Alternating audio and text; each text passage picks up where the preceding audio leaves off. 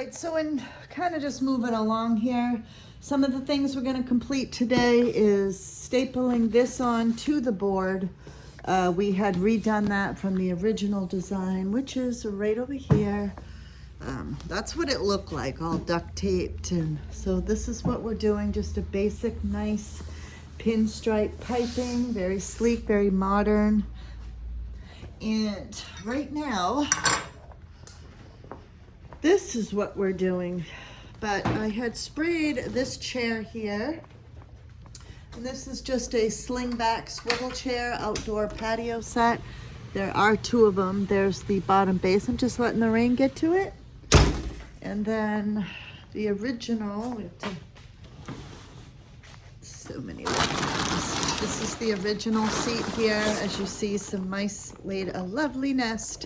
So that's what we're working with, two of those.